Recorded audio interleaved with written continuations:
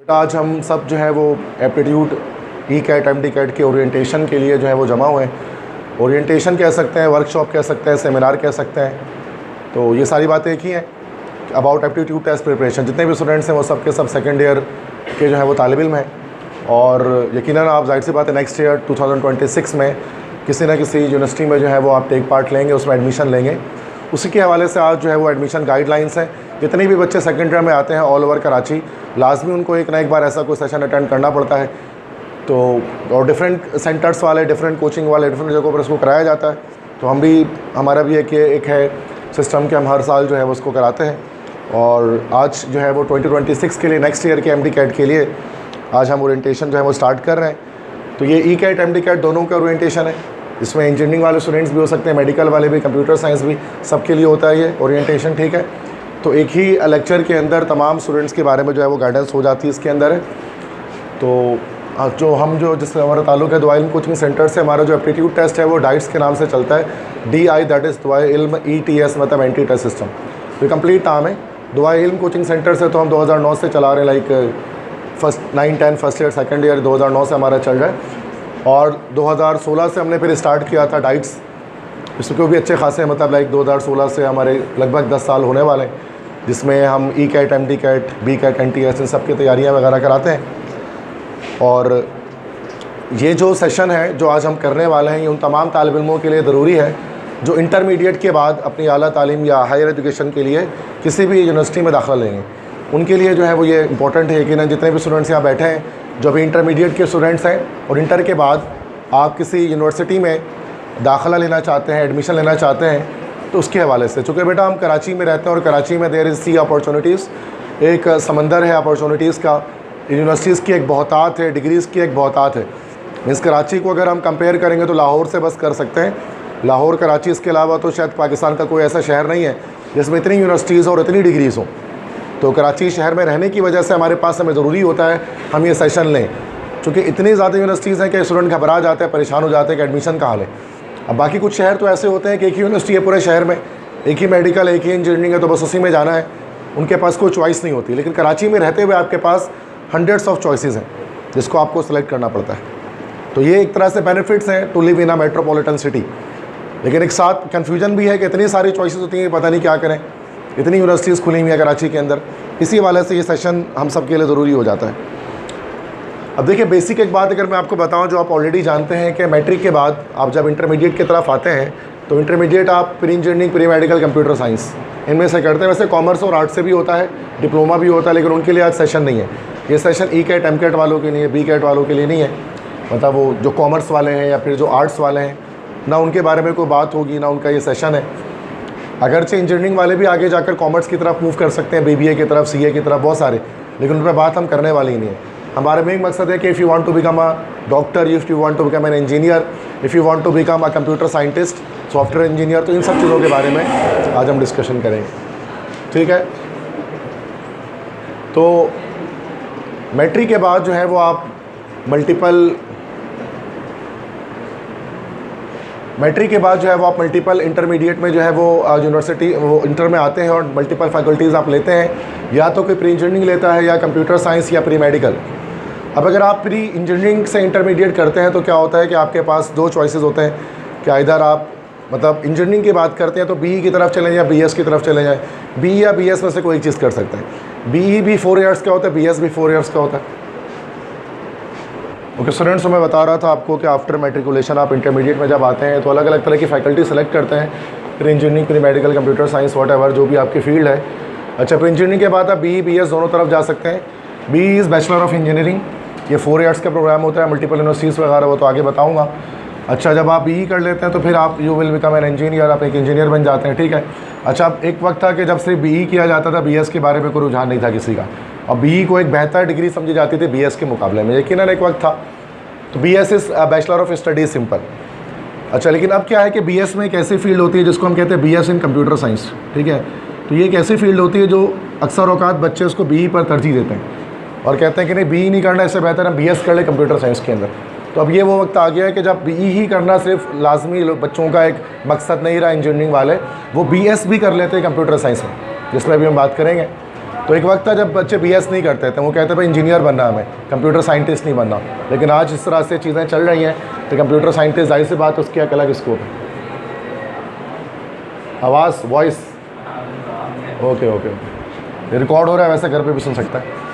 Okay, तो दोबारा से मैं बता देता हूँ कि प्री इंजीनियरिंग के अंदर इंटरमीडिएट में आप BE भी कर सकते हैं, BS भी कर सकते हैं।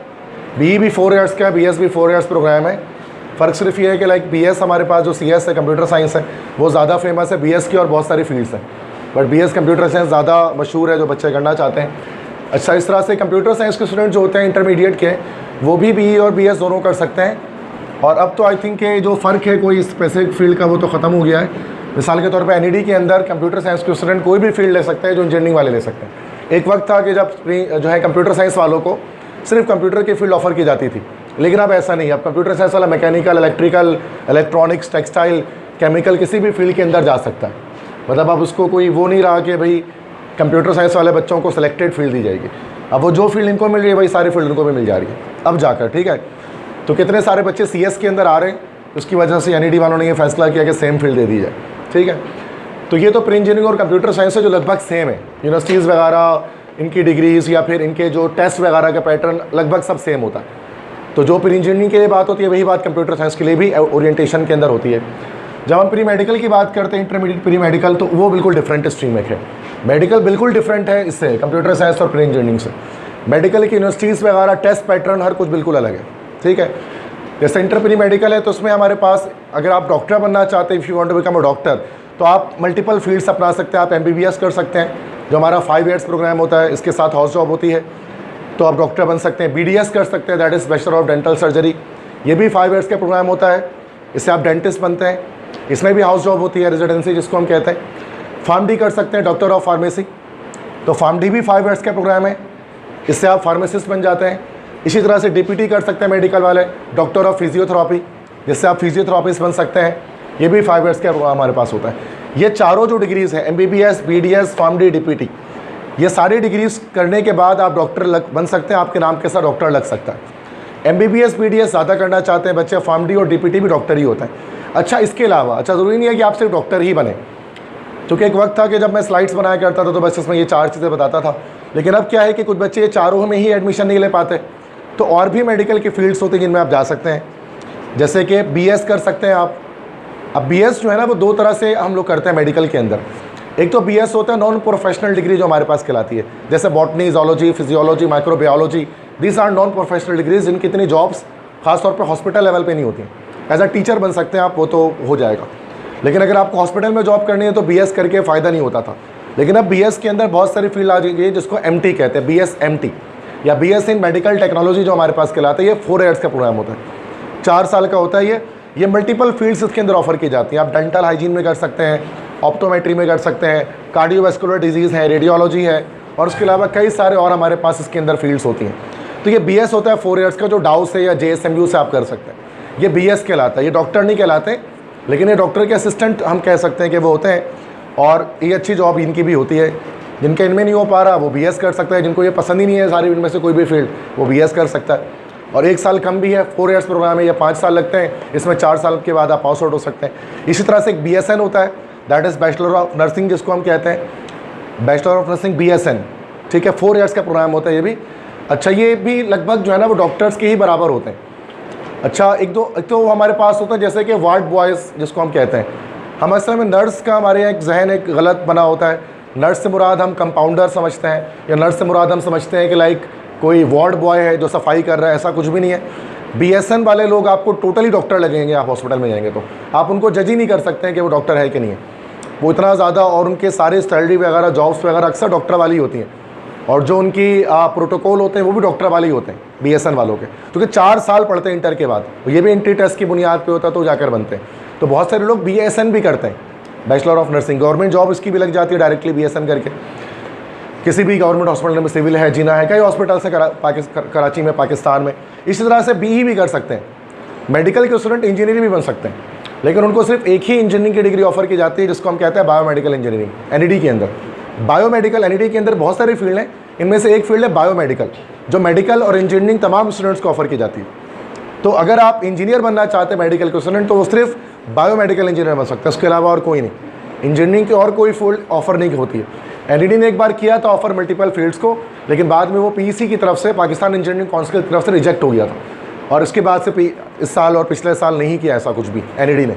तो एक ही फील्ड है हमेशा से 25-30 सालों से, बायोमेडिकल इंजीनियरिंग, जो एनईडी में मेडिकल वालों को ऑफर की जाती है। अगर कोई प्री मेडिकल के बच्चे इंजीनियर बनना चाहता है तो वो बायोमेडिकल इंजीनियर बन सकता है, जिसमें बायोमेडिकल ऑपरेटर्स जो होते हैं, ईसीजी मशीन है, सीटी मशीन है, एक्सरे मशीन्स हैं, इनको हम लोग जो है वो बनाते हैं, देखते हैं इनकी मैन्युफैक्चरिंग को।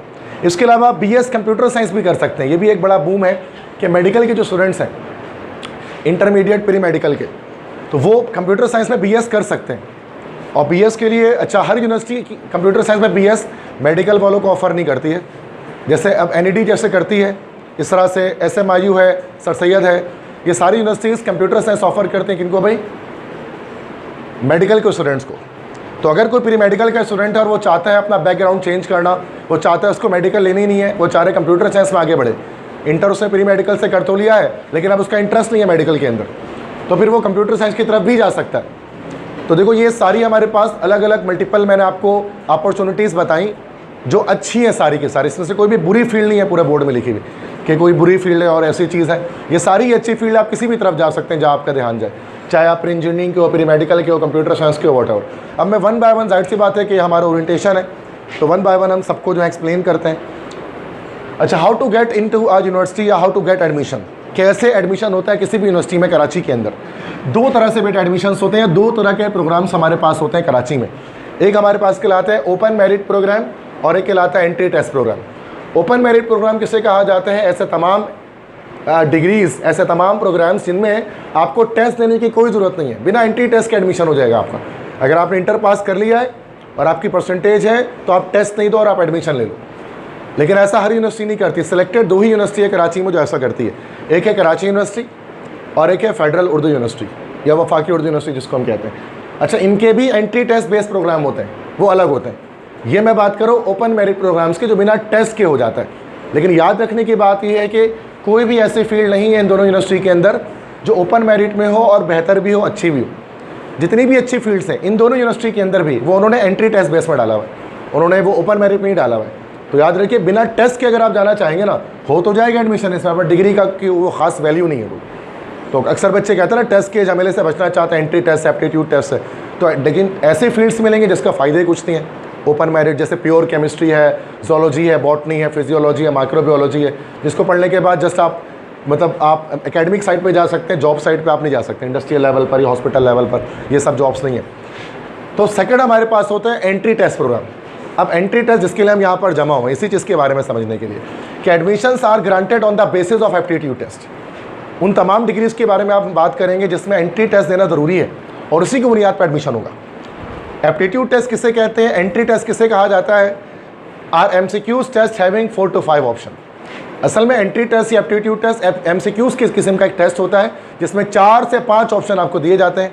जैसे एनईडी में 4 ऑप्शन आ रहे होते हैं, मेडिकल में 5 ऑप्शन आ रहे होते हैं, A B C D E करके, उसको टिक करना पड़ता है आपको। This is called entry test या एप्टीट्यूड टेस्ट। जैसे आप लोग 9, 10 फर्स्ट सेकेंडरी में सेक्शन A का पेपर दिया करते थे ना MCQs बेसिस, पूरा वैसे ही होता है एप्टीट्यूड टेस्ट। उसमें सेक्शन B और C नहीं होता, मतलब शॉर्ट और लॉन्ग का कोई सिस्टम नहीं है, सिर्फ MCQs होता है उसके अंदर। इसको हम कहते हैं एप्टीट्यूड टेस्ट। और multiple subjects are there in aptitude test. और एक सब्जेक्ट का टेस्ट ये होता है, मल्टीपल सब्जेक्ट का टेस्ट होता है। और ये सब्जेक्ट भी यूनिवर्सिटी टू यूनिवर्सिटी वेरी करते हैं। मिसाल के तौर पे एनईडी का सब्जेक्ट अलग है, MD कैट का सब्जेक्ट अलग है, KU का सब्जेक्ट अलग है, हर यूनिवर्सिटी का सब्जेक्ट अलग होता है, मतलब सेम सब्जेक्ट्स नहीं होते हैं। तो वो आपको जिस यूनिवर्सिटी में जाना है उसके बारे में आइडिया रखना पड़ता है कि इस यूनिवर्सिटी में कौन कौन से MCQs आस्क किए जाते हैं या किस किस सब्जेक्ट से आता है। मिसाल के तौर पे जैसे एनईडी में 4 सब्जेक्ट आते हैं, KU के अंदर 5 सब्जेक्ट आते हैं, मतलब इस तरह से MD कैट में 5 सब्जेक्ट आते हैं उसके अंदर भी, लेकिन वो 5 सब्जेक्ट KU से अलग होता है। तो कहने का मकसद कि हर यूनिवर्सिटी का डिफरेंट एक पैटर्न है जिसमें बात करूँगा मैं अभी, ठीक है। तो सबसे पहले बात करते हैं इंजीनियरिंग यूनिवर्सिटीज़ इन कराची। चूँकि यहाँ जो मेजॉरिटी जाहिर सी बात है बॉयज़ गर्ल्स दोनों हैं। अगर हम सिर्फ मेडिकल की बात करते हैं तो उसमें बच्चे लिमिटेड हो जाते हैं।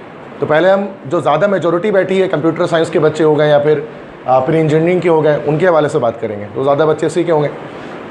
तो इंजीनियरिंग यूनिवर्सिटीज़ इन कराची में इंजीनियरिंग यूनिवर्सिटी कितनी है अगर हम इसकी बात करते हैं, मशहूर या बड़ी, तो दो तरह की यूनिवर्सिटी कराची के अंदर मौजूद है। एक हमारे पास है गवर्नमेंट यूनिवर्सिटी, जो गवर्नमेंट है, जिसकी फ़ीस कम होती है, उनको गवर्नमेंट यूनिवर्सिटीज़ कहते हैं, जो लो फ़ी के अंदर आपको एडमिशन दे देते हैं। अब इनमें NAD है, दाऊद है, कराची यूनिवर्सिटी है, SMIU जिसको सिंध मदरसतुल इस्लाम यूनिवर्सिटी कहा जाता है, काफ़ी बड़ा नाम है, इसलिए बच्चे उसको SMI या SMIU कहते हैं, ठीक है। इसी तरह से BBSUL बेनज़ीर भुट्टो शहीद यूनिवर्सिटी लियारी, ये भी एक है, ये भी गवर्नमेंट है। इसी तरह से federal Urdu university of art science and technology, इसको हम नॉर्मली शॉर्ट में उर्दू यूनिवर्सिटी या वफाकी उर्दू यूनिवर्सिटी हम कहते हैं। तो ये 6 यूनिवर्सिटीज़ हैं कराची के अंदर जो गवर्नमेंट यूनिवर्सिटीज़ हैं। अच्छा, सातवीं एक और भी है जिसको हम लोग, जो मैं भूल गया शायद लिखना, IIEE, that is institute of industrial electronics engineering, ये भी गवर्नमेंट यूनिवर्सिटी है। तो ये 7 टोटल हमारे पास है। लेकिन जाहिर सी बात है हम सब में एडमिशन नहीं लेते। अब जाहिर सी बात है जो बच्चे हैं, पढ़ने वाले हैं, वो कोशिश करते हैं कि बस टॉप टायर की यूनिवर्सिटी में जाएँ, बाकी सब की तरफ वो देखते भी नहीं है, ना जाना चाहते हैं। लेकिन मैं जस्ट बता रहा हूँ कि अपॉर्चुनिटीज़ तो वहाँ पर भी हैं। अब जिसकी परसेंटेज कम आती है, 60s में आ रही है, 50s में आ रही है, तो वो फिर नीचे वाले किसी, मतलब ऐसा नहीं कि वो कुछ पढ़ेगा नहीं, पढ़ेगा तो वो भी, लेकिन यूनिवर्सिटीज़ में उसको फिर दूसरी यूनिवर्सिटी चेंज करनी पड़ेगी। और ये सारी गवर्नमेंट है, सारी जो है वो लो फी वाली यूनिवर्सिटीज़ हैं, जिसको हर एक मिडिल क्लास, लो क्लास सबका अफोर्ड कर सकता है, ये वो यूनिवर्सिटीज़ हैं। और प्राइवेट भी होती हैं। अब देखिए अगले स्लाइड में, अब हमारे पास प्राइवेट यूनिवर्सिटीज़ भी हैं। प्राइवेट से मुराद ये कि जिसकी फ़ी हाई होती है और जो हर कोई अफोर्ड नहीं कर पाता, लेकिन प्राइवेट यूनिवर्सिटीज़ हैं, वो तो बहुत सारी हैं। मैंने 10 नाम लिख दिए जस्ट। फास्ट है, नस्ट कराची है, सर सैयद यूनिवर्सिटी है, UIT है, बहरिया है, हमदर्द है, DHS उफ़ा है डिफेंस में, मोहम्मद अली जिन्ना यूनिवर्सिटी है, PF किट है, जेबिस्ट है। इसके अलावा भी हैं, ऐसा नहीं कि सिर्फ 10 हैं। प्राइवेट करूँगा तो 50 से ऊपर नाम आ जाएंगे सिर्फ कराची के अंदर, इतनी यूनिवर्सिटीज़ हैं। लेकिन उसमें यही है कि आपको फ़ीस देनी पड़ जाती है थोड़ी ज़्यादा, और अक्सर डिमांड भी वैसी नहीं होती जैसे गवर्नमेंट यूनिवर्सिटीज़ की। अच्छा, हम ऐसा नहीं कह सकते कि डायरेक्टली बेटा इस पर कोई बात नहीं की जा सकती। मैं ये नहीं कह सकता है गवर्नमेंट यूनिवर्सिटीज़ की पढ़ाई अच्छी होती है, ख़राब होती है। कुछ गवर्नमेंट यूनिवर्सिटीज़ बहुत अच्छे होते हैं और कुछ में पढ़ाई अच्छी नहीं होती है। हाँ, फ़ीस सब में कम होती है, ये बात तो डालें। इस तरह प्राइवेट के अंदर फ़ीस सब में ज़्यादा है, लेकिन कुछ की पढ़ाई अच्छी है और कुछ की पढ़ाई ख़राब है प्राइवेट के अंदर भी। तो ये कहना कि गवर्नमेंट में अच्छी पढ़ाई होती है, प्राइवेट में बुरी होती है, ये बात सही नहीं है। हाँ, फ़ीस का मसला दोनों में, मतलब गवर्नमेंट में कम है और प्राइवेट में ज़्यादा है। कुछ प्राइवेट ऐसे जो फ़ीस तो हाई ले रहे हैं बट पढ़ाई फिर भी अच्छी नहीं है। तो प्राइवेट और गवर्नमेंट का फ़र्क सिर्फ फ़ी का है, तालीम का नहीं है। तालीम में तो दोनों में अच्छी बुरी मौजूद है पढ़ाने के लिहाज से, जिससे बात करते हैं। इसलिए मैं हर यूनिवर्सिटी की बात नहीं करूँगा। अब मैं इंजीनियरिंग की बात कर रहा हूँ। सबसे पहले मैं बात करता हूँ NAD यूनिवर्सिटी की, जो मेन या फर्स्ट चॉइस होती है, फर्स्ट प्रायोरिटी होती है कराची के स्टूडेंट्स की। ज़्यादातर 90% केसेस में यही होती है। बाकी जो 10% बच्चे होते हैं वो फिर वो फास्ट, नर्स इस तरह का सोचते हैं, लेकिन 90% बच्चे इसी में जाते हैं। ख़ासतौर पे हमारे औरंगी टाउन के अंदर से बच्चे इसी में एडमिशन लेते हैं, NAD के अंदर। रीज़न क्या है कि बहुत अच्छी यूनिवर्सिटी है पढ़ाई के लिहाज से, मैनेजमेंट के लिहाज से, सिस्टम के हिसाब से, और इसके अलावा फ़ी भी कम है, और इसके अलावा हमसे करीब भी बहुत है, दूर नहीं है। औरंगी वाला बच्चा भी ईज़िली जा सकता है, पॉइंट चलती हैं, बसें चलती हैं, आना जाना गर्ल्स बॉयज़ सबके लिए बड़ा आसान रहता है। लेकिन बाकी जैसे फास्ट की बात करेंगे, नस्ट की बात करेंगे, तो वहाँ मसाइल कुछ और है। अच्छी तो वो भी है, लेकिन उनके मसाइले भी बात करते हैं। अच्छा, जब NAD की हम बात करते हैं, जो मेन जिसके बारे में बात होनी है आज, तो उसकी एडमिशन डिटेल्स क्या है भाई, कि सबसे पहले तो एलिजिबिलिटी क्राइटेरिया। अब देखो, एलिजिबिलिटी का मतलब अक्सर स्टूडेंट ना गलत बात समझते हैं। एलिजिबिलिटी का मतलब इस परसेंटेज पर आपको एंटरटेन किया जाएगा, इस परसेंटेज पर आपको फील्ड ऑफर की जाएगी, इस परसेंटेज पर आपको टेस्ट देने के आप एलिजिबल हो जाएंगे। इस परसेंटेज का ये मतलब नहीं होता कि आपको हर फील्ड मिल जाएगी, ऐसा कतई नहीं है। अक्सर बच्चे इंटरनेट से चेक करते हैं और कहते हैं सर देखिए एलिजिबिलिटी तो 60% आ रहा है, तो मेरा एडमिशन क्यों नहीं हो सकता। एलिजिबल का मतलब यही हुआ ना कि सर मैं लायक हूँ एडमिशन के लिए। तो बेटा वो एलिजिबिलिटी होता है सिर्फ टेस्ट देने के लिए। बाकी उसके बाद अगर हज़ारों बच्चे टेस्ट दे रहे हैं तो सबको एडमिशन तो मिलेगा नहीं, फिर वो मेरिट लिस्ट बनती है जिसमें एग्रीगेट के हिसाब से एडमिशन होता है, याद रखिएगा। तो एलिजिबिलिटी क्या है, जिसमें आप फॉर्म दे सकते हैं, टेस्ट दे सकते हैं NAD का, कि अगर आप BE करना चाहते हैं तो कम से कम 57% आपकी परसेंटेज फर्स्ट ईयर में होनी चाहिए। 57 से कम पे आप नहीं दे सकते हैं, मतलब आप किसी की 56 है, वो फॉर्म ही नहीं भर सकता NAD का, वो फॉर्म ही नहीं भराएगा, एक स्टेप ही नहीं ले सकता, वो कुछ भी कर ले वो, ठीक है। हाँ, जिसकी 57 से बहुत ज़्यादा A1 में है तो वो तो जाहिर सी बात है 100% एलिजिबल है। अच्छा, अगर BS करना चाहते हैं, चूँकि NAD में BS प्रोग्राम्स भी हैं, तो उसके लिए 55% एलिजिबिलिटी होती है। 55% से मेडिकल वाले भी लेना चाहते हैं तो उनके लिए भी सही मामला है। अगर वो बायोमेडिकल में लेना चाहते हैं या BS के डिफरेंट फील्ड में लेना चाहते हैं तो उनके लिए 55% एलिजिबिलिटी। अब मेरिट फॉर्मूला क्या होता है, देखो बेटा, इंटर की परसेंटेज पर, सिर्फ इंटर की परसेंटेज एक ही यूनिवर्सिटी देखती है जिसको हम कहते हैं KU, कराची यूनिवर्सिटी। पाकिस्तान में, पूरे पाकिस्तान में वाहिद यूनिवर्सिटी है KU जिसको हम कहते हैं, कराची यूनिवर्सिटी, जिसको टेस्ट से कोई लेना देना नहीं है। वो बोलती है बस टेस्ट पास करो, तुम टेस्ट में 100 नंबर भी लाओगे तो कुछ नहीं फ़ायदा इससे, 100 में से 100 भी ले आओगे तो आपको कुछ फ़ायदा नहीं मिलेगा, 50 लोगे तो भी बराबर है। बस इंटर का जो परसेंटेज है ना, उसी से आपका एडमिशन हो जाएगा। इंटर में कितना है बस वो ये देखेंगे मार्कशीट में। KU के अलावा कोई यूनिवर्सिटी पाकिस्तान में ऐसी नहीं है जो ऐसा करती है। सब क्या करते हैं, एग्रीगेट बनाते हैं, मेरिट फार्मूला होता है सबका, जो आपको पता होना चाहिए। अब जैसे NED का मेरिट फार्मूला है 40% first year marks, 60% entry test marks. मतलब एंट्री टेस्ट में जो भी नंबर आएगा आपका उसका 60% लिया जाएगा, और फर्स्ट ईयर में जो भी नंबर आपका होगा उसका 40% लिया जाएगा। और उस दोनों को प्लस करके, जब दोनों को प्लस करेंगे तो इज इक्वल टू जो आंसर आएगा उसे कहा जाता है एग्रीगेट। उसको हम लोग जो है वो एग्रीगेट कहते हैं मेडिकल और इंजीनियरिंग के अंदर। जब मेरिट के फॉर्मूले को सबको प्लस करके जो आंसर आता है दिस इज कॉल्ड एग्रीगेट, और इसी एग्रीगेट के बेसिस पर एडमिशन होता है। जब कोई कहता है ना NED 87 पे क्लोज हुई है, तो कहीं भी इंटर की बात नहीं कर रहा, वो एग्रीगेट बता रहे कि 87 पे क्लोज हुई है, इंटर की नहीं। क्या पता इंटर में उसकी 85 हो, टेस्ट में उसने 90 मारा हो, उसका एग्रीगेट बन जाएगा, या टेस्ट इंटर में उसका 80 हो, क्या पता। तो इंटर की परसेंटेज नहीं है ये हमारे पास एग्रीगेट की बुनियाद पर एडमिशन होता है। टेस्ट अच्छा सेकेंड ईयर के मार्क्स NED नहीं लेती, सिर्फ फर्स्ट ईयर के मार्क्स लेती है। सेकेंड ईयर, चूँकि सेकेंड ईयर के जब रिजल्ट आता है उससे पहले ही एडमिशन वगैरह प्रोसीजर NED का कंप्लीट हो चुका होता है। तो फर्स्ट ईयर के मार्क्स का 40% और एंट्री टेस्ट के मार्क्स का 60%, दोनों को मिलाकर हमारा एक मेरिट फॉर्मूला इसका बनता है। अब एक्सपेक्टेड एंट्री टेस्ट डेट क्या है उसकी? 2 राउंड बेटा होते हैं NED के अंदर। सबसे अच्छी बात यह है NED में 2 राउंड होते हैं, राउंड 1 राउंड 2, 2 बार टेस्ट होता है NED का। आप दोनों बार दे सकते हैं, किसी एक बार भी दे सकते हैं। आप ये कर सकते हैं राउंड 1 राउंड 2 दोनों दे दें, सिर्फ राउंड 1 दे दें, राउंड 2 ना दें, राउंड 1 ना दें, राउंड 2 दे दें, कोई भी पॉसिबिलिटी। होता क्या है, मिसाल के तौर पर राउंड 1 में आपके टेस्ट में नंबर कम आए हैं और राउंड 2 में नंबर बढ़ गए, तो राउंड 1 का नंबर रिजेक्ट हो जाएगा और राउंड 2 का नंबर आपके पास अवेलेबल हो जाएगा। ये उल्टा भी हो सकता है, राउंड 1 में ज़्यादा आ गया, राउंड 2 में कम आ गया, तो राउंड 1 का नंबर रखा जाएगा। बेस्ट ऑफ 1 सेलेक्ट किया जाता है, दोनों में से बेस्ट है। ये सबसे अच्छी बात है कि ऐसा नहीं होता कि अच्छा राउंड 1 कब होता है। अच्छा अभी आप इस साल के अगर एडमिशन देखेंगे ना बेटा, इस साल राउंड 1 राउंड 2 दोनों ही सेकेंड ईयर के पेपर के बाद हुआ है, एग्ज़ाम्स के बाद। लेकिन ऐसा होना नहीं था, वो कराची बोर्ड की वजह से ऐसा हुआ कि उन्होंने एग्ज़ाम डिले कर दिया, जिसके चक्कर में NED का पूरा पैटर्न ख़राब हो गया। ठीक है, सेकेंड ईयर का वरना NED का सिस्टम क्या है हमेशा से कि राउंड 1 वो लेती है एग्ज़ाम से पहले। इंटर के एग्ज़ाम से 1 महीना पहले आपको राउंड 1 होगा और इंटर के एग्ज़ाम के 1 महीने के बाद राउंड 2 होगा। तो एक होगा बिफोर सेकेंड ईयर एग्ज़ाम और एक होगा after second year exam. Round 1 में इसलिए बहुत अच्छे नंबर बच्चों के नहीं आते क्योंकि वो सेकेंड ईयर की तैयारी में लगे हुए होते हैं, वो फोकस ही नहीं करते हैं इस पर, एंट्री टेस्ट पे, तो राउंड 1 में कम आते हैं। राउंड 2 में इसलिए ज़्यादा आते हैं कि वो सेकेंड ईयर के एग्ज़ाम से आज़ाद हो चुके होते हैं, इसलिए ज़्यादातर बच्चे राउंड 2 दे रहे होते हैं और या दोनों राउंड दे रहे होते हैं। ऐसा बहुत कम होता है कि राउंड 1 दिया और राउंड 2 नहीं दिया, ऐसा कभी आप नहीं देखेंगे। तो ये दोनों ही टेस्ट आप दे सकते हैं, राउंड 1 भी राउंड 2 भी। ठीक है, तो 2 बार टेस्ट होते हैं और एक्सपेक्टेड डेट क्या होगा, जो भी आपकी सेकेंडरी एग्जाम की डेट आएगी उससे 1 महीना पहले वो कर लेते हैं और 1 महीने बाद राउंड 2 कर लेते हैं। उनका ये सिंपल सिस्टम है।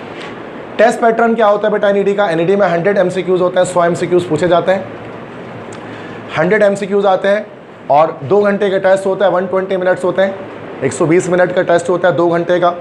कैलकुलेटर अलाउ होता है, आप कैलकुलेटर यूज़ कर सकते हैं, सिंपल भी और साइंटिफिक कैलकुलेटर भी अलाउ होता है NED के अंदर।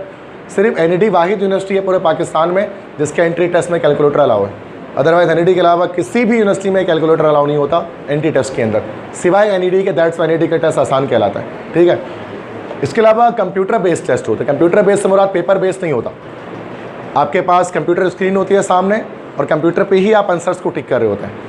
पेपर बेस्ड नहीं होता, ये कंप्यूटर बेस्ड टेस्ट होता है। लैब के अंदर ये टेस्ट हो रहा होता है तमाम बच्चों का हर साल। अच्छा, टेस्ट का पैटर्न क्या होता है बेटा? 4 सब्जेक्ट आते हैं, 25-25 MCQs 4 सब्जेक्ट के होते हैं, तो 100 MCQs बन जाते हैं। मैथ्स होता है, मैथ्स या बायो में से एक, अगर मेडिकल वाला तो बायो, वरना 25 MCQs मैथ्स के होते हैं। फर्स्ट ईयर सेकेंड ईयर के कंप्लीट कोर्स से होते हैं, सिर्फ फर्स्ट ईयर के नहीं होते हैं, दोनों कोर्स के होते हैं, फर्स्ट ईयर सेकेंड ईयर दोनों।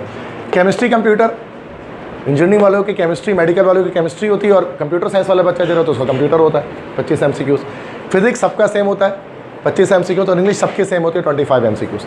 इस तरह से 100 MCQs हमारे पास बनते हैं और इन questions are mostly repeated from past paper. NED में क्या होता है, जैसे मैं हमेशा आपको क्लासरूम में भी बताता हूँ कि पास्ट पेपर से ही ज़्यादातर क्वेश्चंस रिपीट होते हैं। अगर पास्ट पेपर की तैयारी आपने ठीक तरह से कर ली है, अच्छी तरह से आपने उसको याद कर लिया है, तो मोस्ट प्रोबेबली आप जो है वो एक 90+ मार्क्स सिर्फ पास्ट पेपर से गेट कर सकते हैं आउट ऑफ 100। इसके NED के अंदर सिर्फ कह रहा हूँ, बाकी किसी यूनिवर्सिटी में। टेस्ट के पासिंग मार्क्स क्या होता है बेटा? 50 आउट ऑफ 100, कम से कम 50 लेना होता है 100 में से, तो टेस्ट पास करते हैं। अगर आप 49 लाएंगे तो फिर आपके NED में एडमिशन नहीं होगा। अच्छा, मान लो किसी राउंड 1 में फेल हो गया तो राउंड 2 में पास कर सकता है वो, तो ऐसा मसला नहीं है। तो राउंड 1 में कुछ बच्चे फेल हो जाते हैं तो राउंड 2 में फिर वो पास कर लेते हैं, लेकिन 50 प्लस होने चाहिए नंबर, और जितने भी नंबर 50 से ज़्यादा होंगे उसका 60% नंबर आपके एग्रीगेट में शामिल हो जाएगा। तो 60-40 के एग्रीगेट जैसे मैं बता रहा हूँ। फी स्ट्रक्चर क्या होती है NED के बेटा? 52,000 पर सेमेस्टर होती है BE और BS दोनों प्रोग्राम्स के लिए। सेमेस्टर किसे कहते हैं याद रखिएगा कि आज जब मैं एक सेमेस्टर आपको बोलूँगा तो उसके मतलब 6 मंथ्स है, 6 महीने। तो यूनिवर्सिटीज़ के अंदर जो फीस होती है ज़्यादातर वो 6 महीने की जाती है, साल भर में नहीं जाती, तो सेमेस्टर कहा जाता है उसको। तो पर सेमेस्टर मतलब हर 6 महीने में आपको 52,000 जो है वो पे करना पड़ेगा, 52,000 रुपये उसकी फ़ीस होती है। अच्छा, फर्स्ट टाइम नहीं, फर्स्ट टाइम आपको 1 लाख पे करना होता है, मतलब इसका डबल, क्योंकि एडमिशन चार्जेस वगैरह लगते हैं उसके अंदर। पहले साल आपको फर्स्ट ईयर जो है पहले सेमेस्टर में आपको 1 लाख तक पे करना है, उसके बाद 52,000 आपको हर 6 महीने में पे करना है, 4 साल तक लगातार, ठीक है। अच्छा, इसमें क्या होता है बेटा? स्कॉलरशिप्स अवेलेबल होते हैं NED की तरफ से भी। स्कॉलरशिप कई तरह से मिल सकती है, NED खुद भी स्कॉलरशिप आपको देती है कि अगर आप NED के मेरिट लिस्ट के अंदर टॉप 100 में आ रहे हैं या टॉप 200 में आ रहे हैं, टॉप 50 में आ रहे हैं, जैसे मिसाल के तौर पर टॉप 10 अगर बच्चे हैं, शुरू के 10 बच्चे जो मेरिट लिस्ट में, उनको 100% फीस की वेवियर दी जाती है, उनसे पूरे 4 साल में 1 रुपये भी नहीं लिए जाते हैं, जो टॉप 10 में NED के अंदर टेस्ट के अंदर। और जो टॉप 100 में है जिस तरह से, तो उनसे 50% लिया जाता है, और टॉप 200 से 20% ऑफ किया जाता है, इस तरह से ऑफ़र दी जाती है NED के अंदर। तो इतना अच्छा आपका एग्रीगेट बनेगा, जितना अच्छा एग्रीगेट बनेगा उतना अच्छा, पूरी फ्री भी हो सकती है आपकी पढ़ाई 4 साल की NED के अंदर, हर साल होती है। तो ये डिपेंड करता है आपने कितना अच्छा पढ़ा है। डिजर्विंग स्टूडेंट्स को वो फ्री भी कर देते हैं, बट डिज़र्व करना चाहिए, बच्चा पढ़ने वाला होना चाहिए। तो फीस का मैटर नहीं होता कोई NED के अंदर खास ऐसा। वैसे भी फीस कम है अगर अफोर्डेबिलिटी है, 52,000 पर, मतलब मिडिल क्लास फैमिली भी 6 मंथ्स में अफोर्ड करती है, ठीक है। अच्छा, अब इसके बाद आते हैं कि क्लोजिंग परसेंटेज या क्लोजिंग एग्रीगेट की बात करते हैं कि इस साल जो हमारे पास मल्टीपल फील्ड्स हैं, जो NED के अंदर 25 फील्ड्स हैं, 25 प्लस फील्ड है। अब हर फील्ड की क्लोजिंग अलग होती है, जो हाई डिमांडिंग फील्ड्स होती हैं उनकी परसेंटेज ज़्यादा होती है। अब जैसे आप देख सकते हैं, जैसे कि सॉफ्टवेयर सबसे हाई इस बार भी NED में गई है, सॉफ्टवेयर 87.3, ये साल की एग्रीगेट है जो 2 महीने पहले पिछले महीने एडमिशन हुआ उसकी बात कर रहा हूँ। 87% पर आपके 87.3 एग्रीगेट है। ये एग्रीगेट मतलब 40% फर्स्ट ईयर और 60% टेस्ट को मिलाकर ये बनाया गया। मतलब ये नहीं समझ सर हमारा तो इंटर में 87 आ ही नहीं सकता, तो हमारा तो होना ही नहीं सॉफ्टवेयर में। भाई आप 80 ले आओ इंटर में और टेस्ट में आप 95 ले आओ, आपको हो गया, आपका एग्रीगेट बन जाएगा। तो कहने का मकसद के लाइक अगर आपके इंटर में कम है तो टेस्ट में आप बढ़ा लें, एग्रीगेट है ये, इंटर के परसेंटेज नहीं है। आप किसी का फर्स्ट ईयर में 85 आ जाता है, वो ये सोचे मेरा नहीं होगा सॉफ्टवेयर में, तो ऐसी बात नहीं है, आप टेस्ट में बढ़ा लो। ये एग्रीगेट्स हैं, मैं हर बार बता रहा हूँ आपको, ठीक है।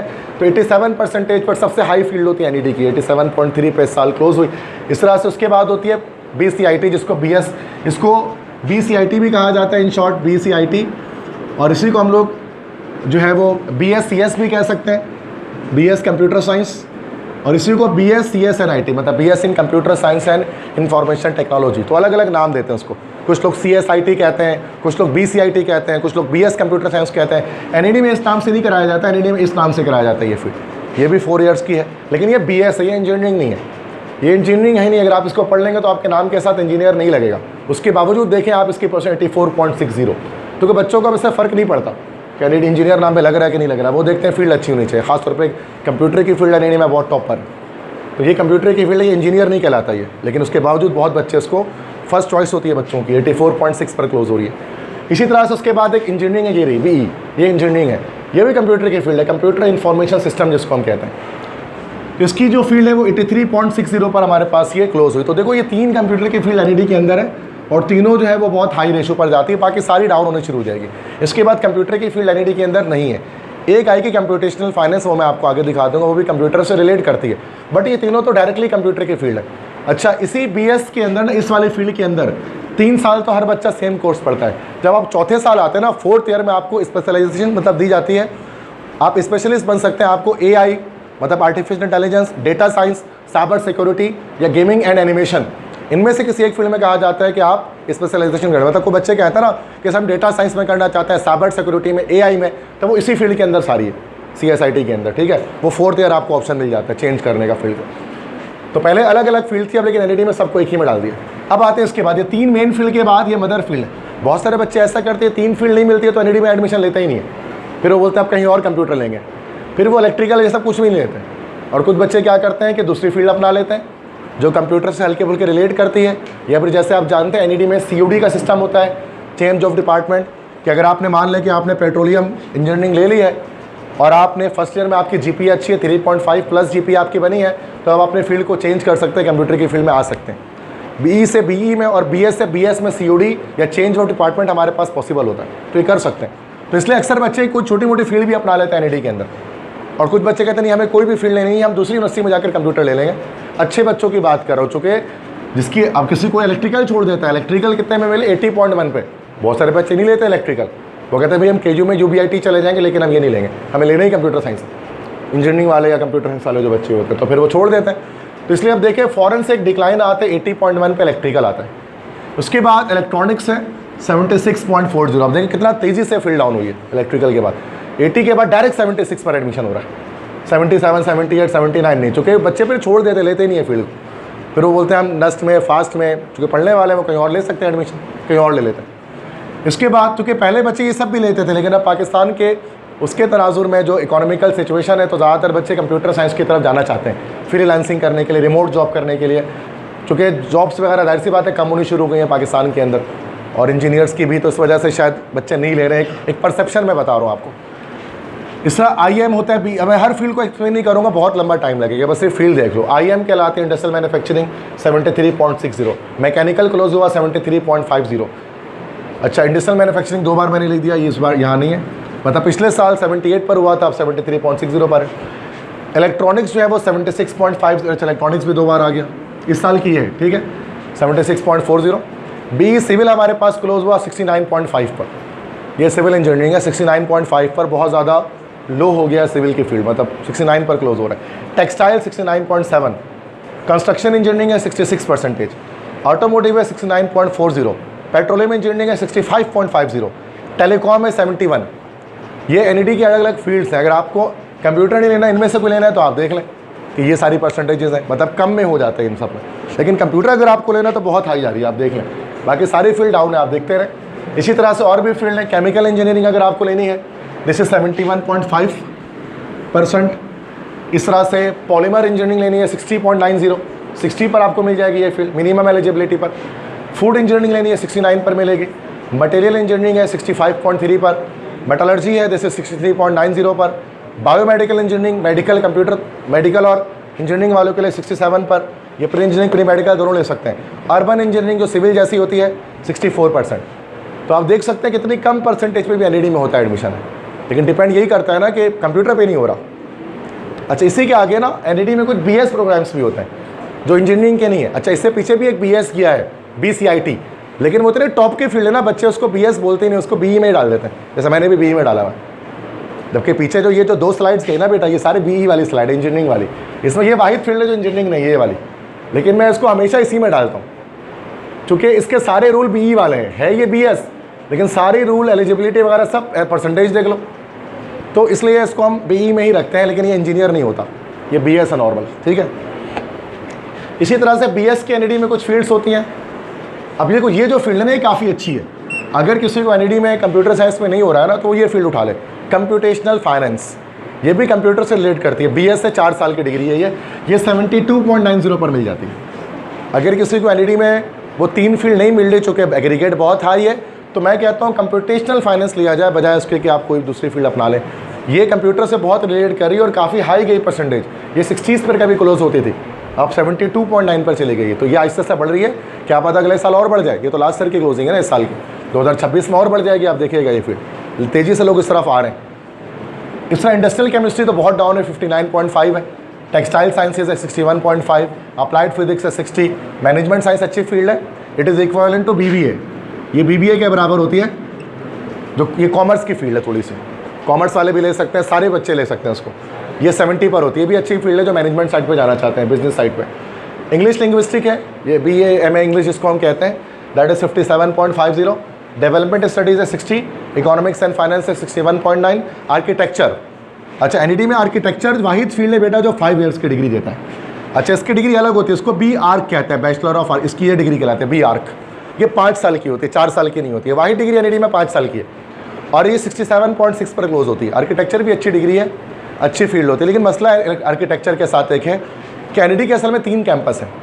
एक तो मेन कैंपस है गुलशन इकबाल वाला जिसमें सारी फील्ड है, फिर बाकी जो बायोमेडिकल जो फील्ड मैं बता रहा हूँ उसके लिए अलग कैंपस है, एलईजे कैंपस जो कहलाता है वो अलग है। इसी तरह से आर्किटेक्चर का कैंपस बिल्कुल अलग है एनईडी का, सदर में या डीजे साइंस कॉलेज के पड़ोस में वो लिखा होता है एनईडी आर्किटेक्चर कैंपस, तो वो एनईडी का अलग है, उसमें पॉइंट वगैरह कुछ नहीं जाता है तो दूर पड़ जाता है। बस ये एक नुकसान है, इसका फील्ड बहुत अच्छी है लेकिन एनईडी के मेन कैंपस में नहीं है, तो अक्सर स्टूडेंट इसलिए नहीं जाते हैं, वो मेन कैंपस में जाना चाहते हैं गुलशन इकबाल वाला जो है, वरना फील्ड अच्छी है गर्ल्स के लिए, बॉयज़ के लिए, सबके लिए। आर्किटेक्चर में क्या होता है, आर्किटेक्ट बनते हैं, बिल्डिंग्स वगैरह के जो मैप्स हैं, मैपिंग है, उनको हम करते हैं, ठीक है। तो अच्छा, इस तरह से हमारे काफ़ी, अब तो ये तो काफ़ी पिक्चर जो है वो मैंने इसमें हमारे पास काफ़ी सारे बच्चे 2018 से 2025 तो उसमें मैंने ऐड भी नहीं किया, काफ़ी सारे बच्चे, ये सारे नाम हैं जो हमारे पास एनईडी में जो बच्चे गए हैं। एक बड़ी तादाद है एनईडी में स्टूडेंट्स के जाने की, क्योंकि एनईडी में क्यों जाते हैं बच्चे, तो जाहिर सी बात है टेस्ट उसका रिलेटिवली ईजी होता है और एडमिशन होना बड़ा आसान होता है। फील्ड इतनी आप देखना 60 में भी हो जा रहा है, 50s में भी हो जा रहा है एडमिशन एनईडी के अंदर, 70s 80s। हाँ, इसमें कंप्यूटर वाले सेलेक्टेड होंगे, सारे नहीं है, ये सारे कंप्यूटर वाले बच्चे नहीं हैं, इसमें वो भी हैं जिनके लो फील्ड में एडमिशन हुआ है, मतलब इलेक्ट्रिकल, इलेक्ट्रॉनिक, सिविल, इन सब वाले बच्चे भी हैं, तो सब मिला कितने बच्चों का होता है। तो एनईडी में तो लगभग हर बच्चे का ही हो जाता है, बट फील्ड के साथ मसला होता है कि हर बच्चों को कंप्यूटर नहीं मिल पाते, वो सेलेक्टेड बच्चों को मिलती है जिनकी हाई एग्रीगेट होता है। अच्छा, एनईडी के बाद हम नेक्स्ट जो यूनिवर्सिटी डिस्कस करते हैं this is called fast university Karachi. इसका भी नाम आपने सुना होगा, अक्सर मैं क्लासरूम में बात करता हूँ उसके वाले से। फास्ट के साथ मामला ये ना, फास्ट के कुछ प्रॉस एंड कॉन्स हैं।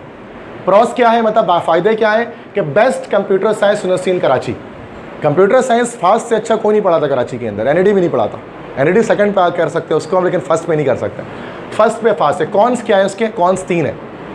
पहला कि too far from main city, हमारे शहर से बहुत दूर है, काफ़ी लंबा डिस्टेंस है। एनईडी का 3 गुना ज़्यादा हम फासला कह सकते हैं, एनईडी का 3 टाइम्स है डिस्टेंस। डिस्टेंस की वजह से जाना मुश्किल है, ख़ासतौर पे औरंगी टाउन के अंदर से। दूसरा, एनईडी के मुकाबले में फ़ीस स्ट्रक्चर इसकी हाई है, जो हर बच्चा अफोर्ड नहीं कर पाता है। स्कॉलरशिप लग जाए तो वो अलग बात है, अदरवाइज़ खुद से सपोर्ट कर। टफ़ कंपटीशन बहुत टफ रहता है, दूर है और फीस ज़्यादा है, इसका ये मतलब नहीं कि आराम से एडमिशन हो जाएगा। एडमिशन का कंपटीशन भी टफ है, क्योंकि अक्सर बच्चे जिनको ट्रांसपोर्टेशन का मसला नहीं है, जिनकी अपनी कन्वेंस है, या अक्सर वो बच्चे जिनको फ़ीस का भी मसला नहीं है, तो वो तो फास्ट ही जाना चाहते हैं। वो तो हम तो एक पैराए पे कह रहे हैं कि लो लेवल के हिसाब से, वरना तो जा सकते हैं। तो ये 3 चीज़ें हैं जो इसके कॉन्स में आती हैं, जो उसको नेगेटिव कर देती हैं। पॉजिटिव एक चीज़ है कि सबसे अच्छी यूनिवर्सिटी है कराची में, ये एनईडी से ऊपर, एनईडी को कंपेयर सिर्फ फास्ट करता है और कोई नहीं कर सकता। एनईडी का जो लेवल है ना, फास्ट के अलावा कोई उसको टक्कर नहीं दे सकता एनईडी में, कराची के अंदर कह रहा हूँ। बाकी पंजाब में तो बहुत सारे हैं जो टक्कर देते हैं, लेकिन पंजाब की पढ़ाई बेहतर है कराची से, ठीक है। मेरिट फार्मूले की बात करते हैं। अच्छा, फास्ट का मेरिट फार्मूला क्या होता है, इसमें 10% मैट्रिक होता है, 40% फर्स्ट ईयर और 50% फास्ट के एंट्री टेस्ट के मार्क्स होते हैं। अच्छा, फास्ट में 2 तरह का टेस्ट होता है, फास्ट अपना टेस्ट भी लेता है और फास्ट जो है वो एनटीएस के मार्क्स को भी एक्सेप्ट करता है। एनटीएस क्या होता है बेटा, नेशनल टेस्टिंग सर्विस, हर महीने इसका टेस्ट हो रहा होता है।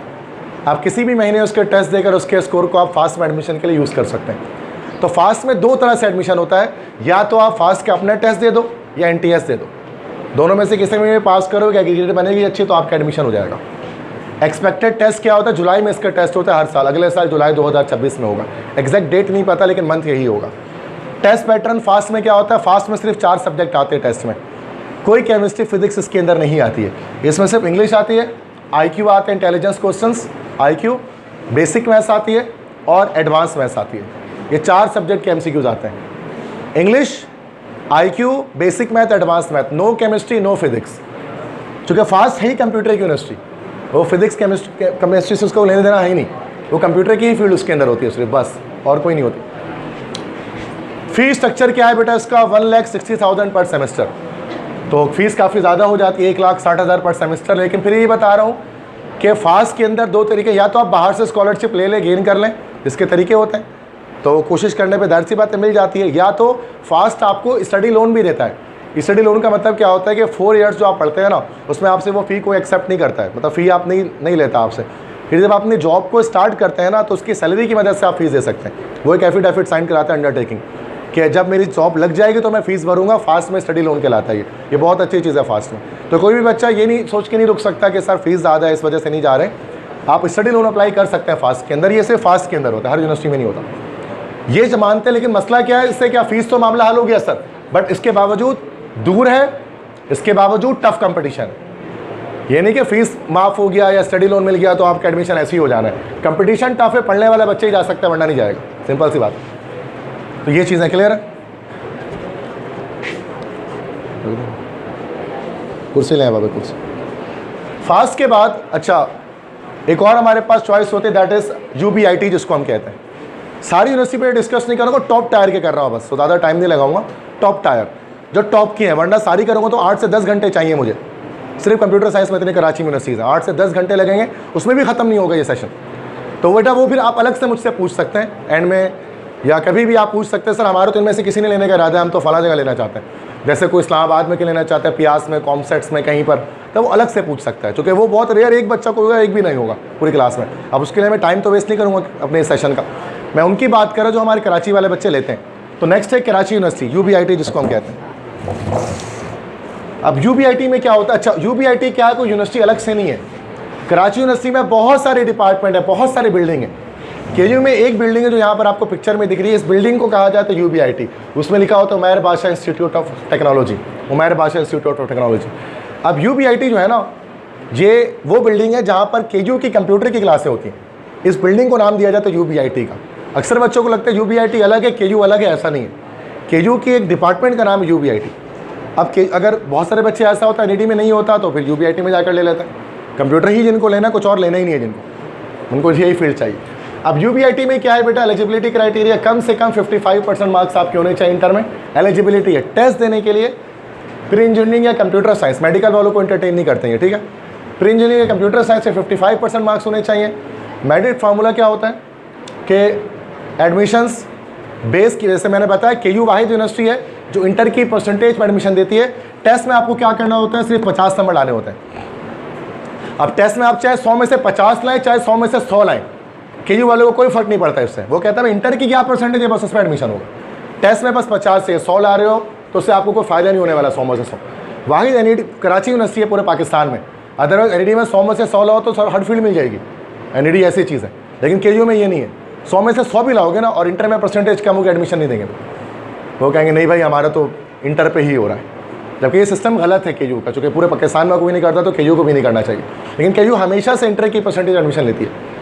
टेस्ट कब होगा इसका, अक्टूबर 2026 में इसका टेस्ट होगा। 10 अक्टूबर को लगभग डेट आती है इसके। इस साल भी अक्टूबर में होगा, अगले साल भी इसका टेस्ट अक्टूबर में ही होगा। अभी हुआ नहीं इस साल का टेस्ट, अगले साल ये इस साल का टेस्ट भी अक्टूबर में, अगले साल का भी जो आप लोग देंगे वो अक्टूबर 2026 में जाएंगे।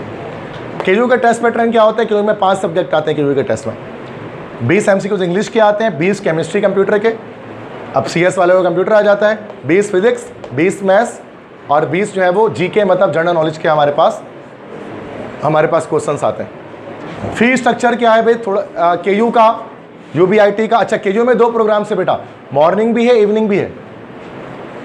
अच्छा UBIT के अंदर जो है ना हमारे पास BS कंप्यूटर साइंस भी कर सकते हैं और BS सॉफ्टवेयर इंजीनियरिंग भी हम लोग कर सकते हैं। 2 फील्ड्स हैं उसके अंदर, BS इन कंप्यूटर साइंस, BS इन सॉफ्टवेयर इंजीनियरिंग। ये BS ही इंजीनियरिंग नहीं कहलाती है, ये BS कहलाती है, ठीक है।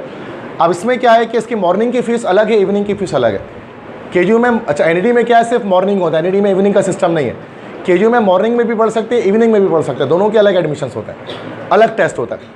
मॉर्निंग में 78,500 6 महीने की फ़ीस होती है इसकी सेमेस्टर की, जबकि इवनिंग में फ़ीस ज़्यादा होती है, 96,000 पर सेमेस्टर इसकी, पर सेमेस्टर मतलब 6 मंथ्स की फ़ीस है इवनिंग की। तो इवनिंग की फ़ी कंपैरेटिवली मॉर्निंग से ज़्यादा होती है, इसलिए अक्सर बच्चे मॉर्निंग में लेना चाहते हैं। इवनिंग की टाइमिंग भी थोड़ी ख़राब होती है, तो इसलिए इवनिंग में बच्चे नहीं लेते हैं। क्लोजिंग परसेंटेज क्या है अभी लास्ट ईयर की, पिछले साल मॉर्निंग में सॉफ्टवेयर इंजीनियरिंग क्लोज हुआ 77.9%, ये इंटर की परसेंटेज है 10, ये डायरेक्ट इंटर की फर्स्ट ईयर सेकेंड ईयर दोनों की परसेंटेज है। अच्छा ये पूरे इंटर की परसेंटेज पर एडमिशन हो रहा है, सिर्फ फर्स्ट ईयर पे नहीं होता, क्योंकि अक्टूबर तक आपका रिजल्ट आ चुका होता है सेकेंड ईयर का, इस वजह से ये पूरे इंटर लेते हैं। NID फर्स्ट ईयर ले रहा होता है, फास्ट फर्स्ट ईयर ले रहा होता है। तो 77.9 मतलब लगभग 78। कंप्यूटर साइंस में होता है वो 76.45 पर। इसी तरह से BS सॉफ्टवेयर इंजीनियरिंग में हुआ था लास्ट ईयर, अच्छा इवनिंग में बहुत कम होती है, सॉफ्टवेयर इंजीनियरिंग में 55 पर हुआ था एडमिशन, और कंप्यूटर साइंस में 61.73 पर हुआ था इंटर के परसेंटेज पर। तो इवनिंग में तो बहुत कम, आपके 55 भी हो तो इवनिंग में आप ले सकते हैं सॉफ्टवेयर इंजीनियरिंग KU के अंदर UBIT में, लेकिन इवनिंग में कम बच्चे लेते हैं। रीज़न 2, पहले तो फीस ज़्यादा है, और दूसरी की टाइमिंग बहुत आउट होती है, मतलब रात के 9 बजे, 9:30 बजे, 10 बजे आप घर आते हैं, तो जाहिर सी बात है गर्ल्स के लिए भी ये सूटेबल नहीं रहता, क्योंकि कन्वेंस का बड़ा मसला होता है, रात में कन्वेंस होती ही नहीं हमारे पास। और पॉइंट वगैरह भी केयू का जो होता है ना वो दिन में चलता है, इवनिंग में पॉइंट वगैरह नहीं चलता, बस नहीं चलती उसकी, वो सिर्फ दिन में चलाता है अपनी बस को। तो सारे बच्चों को अपनी कन्वेंस से आना पड़ता है, और ख़ासतौर पर हमारे औरंगी टाउन के बच्चे हैं, तो जाहिर सी बात है कन्वेंस औरंगी में 8 बजे, 7 बजे, 9 बजे नहीं मिलती है हमें, वो चिंची वगैरह भी बंद हो गई, सारी चीज़ें, तो बहुत मसला है। इस वजह से इवनिंग के परसेंटेज बहुत डाउन होती है, 55 पे क्लोज हो जाता है, लेता ही कोई नहीं है, दैट्स वाई। मॉर्निंग में ज़्यादातर लेते तो मॉर्निंग में देखो हाँ ये कितनी है, मॉर्निंग में यही फील्ड 78 पर मिल रही है और इवनिंग में 55 पर मिल रही है। ठीक है बेटा, यहाँ तक बात समझ में आ गई। तो ये मैंने आपको इस वक्त जो स्टूडेंट्स मौजूद हैं उनको मैंने NED और इस तरह से फास्ट और केजू का सिर्फ बताया, ये जो अच्छी यूनिवर्सिटीज़ हैं। दाऊद का मैंने नहीं बताया, दाऊद भी सही है लेकिन इनसे अच्छी नहीं है। अगर कंप्यूटर साइंस आपको पढ़ना है या कोई भी फील्ड लेनी है इंजीनियरिंग के बच्चों को, तो या तो NED में लें या फास्ट में लें, हद से हद केयू में ले लें। दाऊद को मैं रिकमेंड नहीं करता, बाकी ले तो सकते हैं, मेरी पर्सनल रिकमेंडेशन नहीं, इसलिए मैं डालता भी नहीं हूँ दाऊद को किसी लिस्ट में, क्योंकि उसमें पॉलिटिक्स वगैरह बहुत ज़्यादा है, सियासत वगैरह, जिसकी वजह से दाऊद एक फ़र्स्ट चॉइस नहीं बनती है स्टूडेंट्स की। फ़ीस कम है उसके, लेकिन दाऊद को हम प्रीफर नहीं करते। कंप्यूटर साइंस पढ़ना है तो उसकी कंप्यूटर साइंस वेरीफाइड भी नहीं है। कंप्यूटर साइंस की डिग्री जो है ना वेरीफाई होती है काउंसिल से, दाऊद की कंप्यूटर साइंस की डिग्री वेरीफाई नहीं है, मतलब उसको डिग्री ले लोगे तो वो डिग्री वेरीफाई नहीं होगी, दुनिया में कहीं इस्तेमाल नहीं होगी, तो फ़ायदा क्या उसको डिग्री लेकर। हाँ, अगर के वेरीफाई हो गया अगर, तो फिर मैं उसकी वीडियो बनाऊंगा, अभी कोई ज़रूरत नहीं है उसकी। बहुत सारे बच्चों को पता नहीं होता और वो फील्ड ले लेते हैं जाकर, तो वो एक रद्दी का कागज़ होता है डिग्री, और कुछ नहीं होता, फिर वो 4 साल ज़ाया करने वाली बात है। इसलिए मैं दाऊद को बच्चों को मैं बताता हूँ उसके बारे में। ये सारी डिग्रीज़ वर्थ इट हैं, इनमें कोई वो नहीं है कि फ़ेक है या फिर कोई डिग्री ऐसी है जो एक्रीडेटेड नहीं है, रजिस्टर्ड नहीं है, ऐसा कुछ नहीं है। अब इसके बाद आते हैं, तो अभी सब मैं बात कर रहा था ECAT के हवाले से या इंजीनियरिंग यूनिवर्सिटीज़ के हवाले से। अब थोड़ी सी बात हम MD-CAT के हवाले से करते हैं, medical and dental college aptitude test के हवाले से। तो MD-CAT या जो मेडिकल के स्टूडेंट्स हैं, MD-CAT के अंदर ये होता है कि प्री इंजीनियरिंग और कंप्यूटर साइंस के जो स्टूडेंट्स हैं वो उसके अंदर टेक पार्ट नहीं लेते हैं, सिर्फ प्री मेडिकल वाले लेते हैं।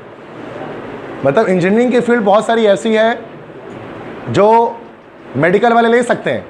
अभी तक जो मैं बात बता रहा था कि मेडिकल वाले BS कंप्यूटर साइंस भी कर सकते हैं, मेडिकल वाले BE भी कर सकते हैं बायोमेडिकल में, लेकिन MBBS BDS मेडिकल के अलावा कोई नहीं कर सकता है। चाहे आप जितने अच्छे पढ़ने वाले हो इंजीनियरिंग के, बहुत अच्छी परसेंटेज बना लो आप कंप्यूटर साइंस में, लेकिन आप डॉक्टर नहीं बन सकते, कुछ भी कर लो आप। ये सिर्फ मेडिकल वालों के लिए ही आज तक है। लेकिन बहुत सारे बच्चे शिकवा करते हैं कि सर अगर इंजीनियरिंग की फील्ड ऑफ़र की जा रही है उनको BS कंप्यूटर साइंस, तो हमें डॉक्टरी की ऑफ़र क्यों नहीं जा रही है? तो वो उनका एक वैलिड होता है रीज़न कि उनको भी ऑफ़र करना चाहिए मेडिकल की फील्ड। ओके, अब आते हैं कि मेडिकल यूनिवर्सिटीज़ इन कराची की मेडिकल यूनिवर्सिटीज़ की बात करते हैं। कराची में गवर्नमेंट की भी मेडिकल यूनिवर्सिटीज़ हैं और प्राइवेट भी हैं, दोनों हमारे पास मौजूद हैं। अब गवर्नमेंट की यूनिवर्सिटीज़ जो हमारे पास हैं वो, अच्छा अभी जो बात कर रहा हूँ मैं सिर्फ MBBS और BDS के लिए बात कर रहा हूँ, जो डॉक्टर कहलाते हैं, जो डॉक्टर या डेंटिस्ट है बस। फार्मडी की भी बात करूँगा, फार्मडी DPD जिसको करना है, जो कि बहुत सारे बच्चे आजकल सर हम ये सब तो करना ही नहीं है, मैं तो फार्मडी करना है, तो उनके बारे में ही बात करूँगा। कोई मसले की बात नहीं है, कुछ रह जाएगा तो आप इतना एंड मुझसे पूछ लीजिएगा, ठीक है। मैं कोशिश करूँगा मैं हर एक चीज़ आपको बता दूँ आज के सेशन में। मेडिकल यूनिवर्सिटीज़ के बारे में बात करते हैं तो 4 यूनिवर्सिटीज़ हैं जो गवर्नमेंट की इस वक्त हैं कराची में। डाउ, जिना, JSMU जिसको हम कहते हैं, कराची मेट्रोपॉलिटन यूनिवर्सिटी जो कभी KMDC कहलाया करती थी, Karachi medical and dental college, जो अब KMU बन चुकी है, अब जाकर पिछले साल यूनिवर्सिटी का दर्जा दे दिया गया इसे। और एक ये शहीद मोहतरमा Benazir Bhutto medical college Lyari medical college जिसको हम लोग कह रहे होते हैं। तो हमारे पास 4 मेडिकल यूनिवर्सिटीज़ हमारे पास मौजूद हैं कराची में। सीट्स क्या है बेटा? डाउ में MBBS की 237 सीट्स हैं और BDS की 81 सीट्स हैं। BDS मतलब bachelor of dental surgery, being a dentist. JSMU में MBBS की 232 सीट हैं और BDS की 30 सीट्स हैं। KMDC या KMU में MBBS की 212 सीट्स हैं और BDS की 85 सीट्स हैं, सबसे ज़्यादा KMDC में ही है। और लियारी मेडिकल कॉलेज के अंदर MBBS की हमारे पास सिर्फ 20 सीट्स हैं। अच्छा, BDS नहीं होता इसमें, लियारी में सिर्फ MBBS होता है। और लियारी का मामला अलग है, ये कुछ टाउन्स को ज़्यादा सीटें प्रोवाइड करता है, जैसे लियारी है, गडाब टाउन है, किमाली टाउन है, इनकी सीटें ज़्यादा हैं। लेकिन जैसे औरंगी टाउन है या rest of the towns of Karachi, तो उनके लिए 20 सीटें जो मिलती हैं। ऐसा नहीं कि सिर्फ 20 बच्चों का एडमिशन हो रहा है, एडमिशन बहुत सारा हो रहा है, लेकिन कुछ सेलेक्टेड टाउन जिसके आपका ताल्लुक नहीं, औरंगी टाउन उसमें नहीं है, तो हम सिर्फ 20 में से सीट ले सकते हैं कोई। इस 20 में से आप औरंगी के अलावा भी मल्टीपल टाउन्स हैं जो सिर्फ 20 सीट्स इसमें आपको मिलती हैं। तो इसका मतलब अगर हम सबको प्लस कर दें तो MBBS की हमारे पास 701 सीट्स हैं, 701 सीट्स हैं टोटल, और BDS की 196 सीट्स हैं। मतलब कराची में गवर्नमेंट सेक्टर में MBBS सिर्फ 701 बच्चा कर सकता है गवर्नमेंट के खर्चे पर, और BDS 196 बच्चा कर सकता है बस, बाकी सब अपने खर्चे पे करेगा अगर करना है तो। गवर्नमेंट इतने बच्चों को फंड करेगी बस, और ये बहुत कम है। 50,000 के करीब बच्चे हमारे पास मेडिकल में होते हैं, और गवर्नमेंट सिर्फ 701 बच्चों को हमारे पास फंड्स दे रही है बस। बाकी जो आपके पास 49,000 बच्चों को नहीं दे रही है, 49,300 को, इसलिए हर किसी का एडमिशन नहीं होता। आपने सुना होगा सेलेक्टेड बच्चों का होता है बहुत। सिटी का में देख लो ना, टोटल सीट्स ये रही, इंटरनेट से निकल सकता। अब एडमिशन डिटेल्स क्या है MBBS BDS के हवाले से, तो सबसे पहले तो एलिजिबिलिटी क्राइटेरिया, कि एलिजिबल किस चीज़ पे आप होंगे। 60% marks intermediate pre medical, inter में आपके कम से कम 60% मार्क्स होने चाहिए। फिर वही बात है, दिस इज एलिजिबिलिटी क्राइटेरिया। इसका कतई ये मतलब नहीं है कि इस पर आपको एडमिशन मिल जाएगा, ये एलिजिबिलिटी क्राइटेरिया है। इस पर आपको फॉर्म मिलेगा, टेस्ट देने के एलिजिबल है। एडमिशन तो आपको मैं बता दूंगा, जो क्लोजिंग इस साल की क्लोजिंग, इस साल तो टेस्ट ही नहीं हुआ अभी, पिछले साल की क्लोजिंग में आपको बता दूंगा अभी थोड़ी देर में। लेकिन 60 पे नहीं हुआ किसी का भी, याद रखिएगा। 60 पे कैसे हो सकता है, तो हर कोई ले ले। 60 पे फॉर्म मिल जाता है आपको, 60 से कम बच्चों को फॉर्म ही नहीं देते वो एडमिशन का। मेरिट फार्मूला क्या होता है भाई MBBS BDS के लिए? 10% मैट्रिक, 40% इंटर और 50% MDCAT, ये हमारा मेरिट फार्मूला होता है। मैट्रिक में जितना भी है उसका 10%, इंटर का 40%, टेस्ट का सबसे ज़्यादा वेटेज टेस्ट का होता है 50%। एक्सपेक्टेड टेस्ट डेट क्या है? इस साल भी अक्टूबर में होना है, अगले साल भी अक्टूबर में हमारा MDCAT होगा। MDCAT का टेस्ट पैटर्न सुन ले बेटा, इस साल का क्या है? इस साल चेंज किया गया पैटर्न को। 180 MCQs हमारे पास आते हैं, 180 MCQs होते हैं, 3 घंटे का टेस्ट होते हैं, 180 मिनट होते हैं, और 180 MCQs होते हैं, 1 मिनट में 1 MCQs करना पड़ता है आपको। पेपर बेस्ड होते हैं, कंप्यूटर पे नहीं होता, पेपर पर ये टेस्ट होता है, जैसे नॉर्मली आप कोचिंग में टेस्ट देते हैं उस टाइप का होता है। अच्छा, इसमें कैलकुलेटर अलाउ नहीं होता MDCAT के अंदर, सिर्फ NED में कैलकुलेटर अलाउ है, बाकी कहीं नहीं है। अब 180 MCQs कैसे डिस्ट्रीब्यूटेड है? सबसे ज़्यादा MCQs बायोलॉजी के आते हैं 81, उसके बाद केमिस्ट्री के 45 MCQs आते हैं, इसके बाद फिजिक्स के 36 MCQs आते हैं, इंग्लिश के 9 MCQs आते हैं, और लॉजिकल रीजनिंग जो IQ भी इसको आप कह सकते हो, IQ टाइप क्वेश्चन, वो 9 MCQs आते हैं। तो टोटल हमारे इस तरह से सब बराबर बराबर। NED में क्या है, सब 25-25 नंबर का 4 पोर्शन है। MBBS में ऐसा नहीं है। बायो सबसे ज़्यादा है, 81 MCQs हैं, बाकी कम होते जा रहे हैं MCQs, आप देख लें। ये है आपका टेस्ट पैटर्न। टेस्ट के पासिंग मार्क्स क्या है बेटा? MBBS के लिए कम से कम 55%, मतलब 99 मार्क्स आउट ऑफ 180, और BDS के लिए कम से कम 50%, मतलब 90 मार्क्स आउट ऑफ 180, मतलब इससे कम पे आपका एडमिशन नहीं होगा। अच्छा, इसका मतलब ये नहीं कि आप 99 लाएंगे, इससे कम पे तो फेल हो गए, फिर आपका फॉर्म ही आगे नहीं जाएगा, मतलब आप आउट हो गए कंपटीशन से, इससे कम पे आउट हो गए। इतने आने पे एडमिशन डन नहीं है, फिर आपका एग्रीगेट बनेगा जो मैं अगले स्लाइड में दिखाता हूँ। मीन्स के इंटर पे 60 लाने पे भी डन नहीं है एडमिशन, और नए टेस्ट में इतना लाने पे एडमिशन डन हो जाएगा। ये एलिजिबिलिटी है, कम से कम इतना तो आए। अब एडमिशन किस पर हुआ? क्योंकि कंपटीशन इतना टफ है। अब अगर हम लास्ट ईयर की बात करते हैं बेटा, डाउ, JSMU और KMDC के अंदर, अच्छा पहले फ़ीस है, सॉरी ये फ़ी आ रही है।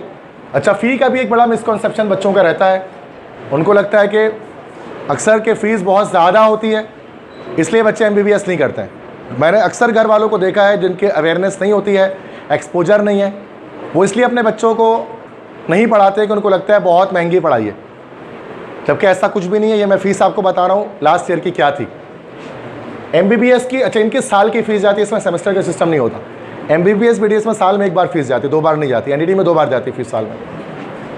48,000 पर ईयर, मतलब 24,000 पर सेमेस्टर। NED का भी हाफ है, ये समझ जाओ। डॉक्टर बनने के लिए आपको साल कितनी फीस देनी पड़ती है? 48,000 पर ईयर, 24,000 6 महीने के देखा जाए तो, ठीक है, तो ये तो बहुत कम है। ये MBBS भी, अच्छा JSMU में MBBS की फीस भी सेम रहती है 48,000। हाँ, KMDC में फीस ज़्यादा है थोड़ी से, 1,70,600 रुपये है पर ईयर, 1,17,600 ये पर ईयर फीस होती है। इसलिए अक्सर बच्चे, लेकिन ये मसला ये है कि इनमें एडमिशन मुश्किल से होता है, KMDC में आसान होता है, लेकिन फ़ीस ज़्यादा होती है। देखो डबल से भी ज़्यादा इसकी फ़ीस है, लेकिन कम ही है, प्राइवेट के लिहाज से नहीं है। प्राइवेट में तो और बहुत ही ज़्यादा मैं भी बताऊँगा कि फ़ीस होती है। अच्छा, BDS की फ़ीस थोड़ी ज़्यादा होती है डेंटिस्ट की। डाउ के अंदर BDS की फ़ीस है 2 लाख पर ईयर, JSMU में 1.75 लाख पर ईयर है, और KMDC में सेम है, MBBS BDS की फीस 1,70,600 रुपये पर ईयर। तो बहुत सारे बच्चे इसलिए BDS लेना नहीं चाहते हैं, वो MBBS ही चाहते हैं, क्योंकि BDS के वर्थ भी कम है और फीस भी देखो ज़्यादा है। MBBS की वर्थ भी बहुत ज़्यादा है और फीस भी बहुत कम है, सही है। और डाउ और JSMU में तो नियर टू नथिंग है। एक बच्चा डॉक्टर बन रहा है और उसकी फीस सिर्फ साल कितनी दे रहा है बस वो, लेकिन चूंकि गवर्नमेंट फंड कर रही है आपको इसके अंदर 701 बच्चों को, इसलिए इतनी फीस आ रही है। प्राइवेट इसी को लाखों में पहुंचा देगा, जब प्राइवेट में आपको दिखाऊंगा तो। और अक्सर पेरेंट्स ना प्राइवेट की फीस देख लेते हैं, उनको कोई बता देता है, उनको लगता है कि यार लाखों रुपए लगते हैं, मसला है कि वो प्राइवेट के देखकर आ जाते हैं। अच्छा, लास्ट ईयर की एग्रीगेट MBBS की देख लें। डाउ के जो पिछले साल एग्रीगेट था 88% पर डाउ क्लोज हुआ था, ये एग्रीगेट है। 10% मैट्रिक, 40% इंटर, 50% हमारा टेस्ट। तो ये 88 पर डाउ क्लोज हुआ, 87 पर JSMU क्लोज हुआ, लेआरी क्लोज हुआ 85.31 पर, और KMDC क्लोज हुआ 84.15 पर। इससे नीचे कोई नहीं है, बस इतने से कम। NED में क्या आता है, 60 वाले बच्चे का भी हो जा रहा था ना इंजीनियरिंग में, मेडिकल में ऐसा नहीं होता, इससे कम पे कोई एडमिशन नहीं है। अब किसी की 83 82 एग्रीगेट बन रहा है तो MBBS कर ही नहीं सकता। 83 82 पढ़ने वाले बनाते हैं, जीनियस बच्चे बनाते हैं 82 83, उनका भी नहीं होना। तो ये देखो कितना हाई जाता है। डाउ तो 88 है, मतलब 88 बहुत हाई परसेंटेज है। इसी तरह से BDS की क्लोजिंग क्या है लास्ट ईयर की, डाउ की 83.5, क्योंकि BDS कम होती है, पहले हमारा MBBS खत्म होता है फिर BDS की सीट मिलती है। डाउ की 83.5, JSMU 83.4, KMDC 82.5। अब 82.5 से नीचे आप BDS भी ले नहीं सकते, BDS भी 82.5 से नीचे हमारे पास नहीं है।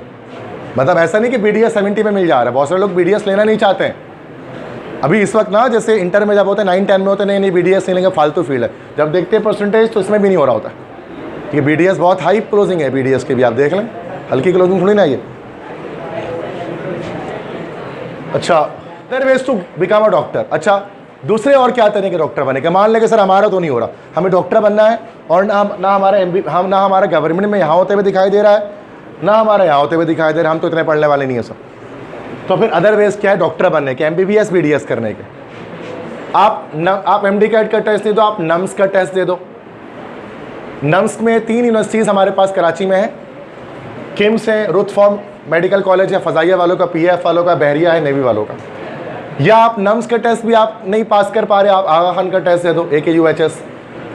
तो लेकिन मसला क्या है बेटा कि आप चलो ले लेते हैं, आपका टेस्ट भी हो जाता है, बट इसकी फ़ीस अफोर्डेबिलिटी नहीं है। आप NUMS के टेस्ट के 15 लाख पर ईयर है। मतलब आप जब MBBS कर रहे होते हैं डाउ वगैरह से तो 48,000, सुन लें सिर्फ गौर से मेरी बात को क्या बता रहा हूँ, ताकि आप दूसरों को भी बताएं ये बात, क्योंकि नहीं पता होती लोगों को।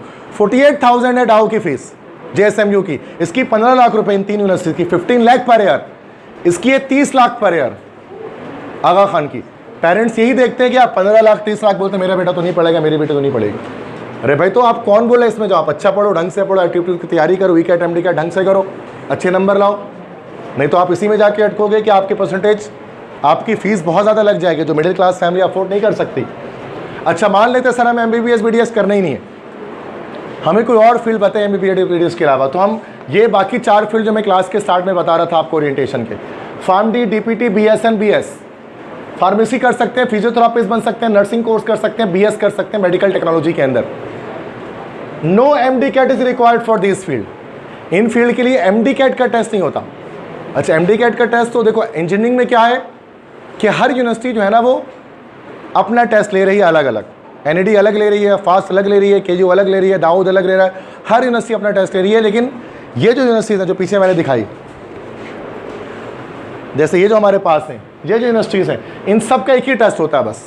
अब ये नहीं कि डाउ अलग लगी, JSMU अलग लगी, ये अलग लगी, एक ही टेस्ट होता है, फिर उस पर एग्रीगेट बनता है और साल में एक ही बार होता है, फिर अगले साल होगा। लेकिन जब हम यहाँ आते हैं ना बेटा, इधर ये चीज़, अब यहाँ हर यूनिवर्सिटी का अपना टेस्ट है, every university takes its own test. अब डाउ भी कराती है सारे फील्ड, ये सारे फील्ड डाउ में भी है, JSMU में भी है, KU में भी है, वो सबका अपना अपना टेस्ट है। मतलब उसमें MD-CAT नहीं लेते हैं, वो अपना अलग से टेस्ट करते हैं, उसकी अलग डेट्स आती हैं। अच्छा, इनका एडमिशन बहुत लेट जाकर होता है, जैसे KU में तो चलो अक्टूबर में हो जाएगा, लेकिन डाउ JSMU से बच्चा ये सारी फील्ड करना चाहता है, ये दिसंबर जनवरी में अगले साल होगा। मतलब या तो 2026 के दिसंबर में या 2027 के जनवरी में एडमिशन हो गई। मतलब सबसे लेट ये टेस्ट हमारे पास होते हैं। अगर कोई बच्चा डाउ JSMU से ये सब करना चाहता है, क्योंकि अक्सर बच्चों का आजकल रुझान हो रहा है कि वो ये सब करें बजाय MBBS BDS करने के, लेकिन इसमें भी टेस्ट रिक्वायर है, बिना MD-CAT नहीं है, बट इनका अपना टेस्ट है। KU के अंदर भी कर सकते हैं, KU ज़्यादा बड़ी चॉइस होती है बच्चों की। अब KU में फार्मडी मॉर्निंग, लेकिन KU में परसेंटेज हाई चाहिए होती है। फार्मडी मॉर्निंग के लिए 84.82 और फार्मडी इवनिंग के लिए 79.27 चाहिए होती है, और DPT के लिए 63.27 परसेंटेज आपको चाहिए होती है। ठीक है, तो ये अलग अलग हमारे पास जो है वो परसेंटेजेस हैं। DPT की कम क्यों है इतनी ज़्यादा? इसकी फ़ीस की वजह से। अब देखो, फार्मडी मॉर्निंग की फ़ीस है 71,000 पर सेमेस्टर, 6 महीने के 71,000 रुपये लगते हैं। इवनिंग फार्मडी की फ़ीस क्या? 1,17,500 रुपये, मतलब ज़्यादा है। इवनिंग जैसे UBIT था ना, वो ज़्यादा हो रहा था, तो फार्मडी की भी ज़्यादा है। इवनिंग में फ़ीस ही ज़्यादा होती है KU में। DPT जो है ना, इसकी फ़ी देखो 1,90,000 पर सेमेस्टर है ये, जबकि गवर्नमेंट यूनिवर्सिटी है। 1,90,000 पर सेमेस्टर इसलिए, और फील्ड भी कोई इतनी अच्छी नहीं है कि इतनी ज़्यादा फीस इसकी दी जाए। इससे कम फीस में आप डाउ JSMU में कर सकते हैं DPT। जैसे 1.5 लाख रुपए में तो हमारा डाउ JSMU करा देता है DPT, जो ज़्यादा अच्छी भी है इससे, और ये 2 लाख के लगभग ले रहा है सिर्फ ये DPT कराने के KU। तो इसलिए बच्चे जाते ही नहीं, इसलिए परसेंटेज तो कितनी कम है, 63.27।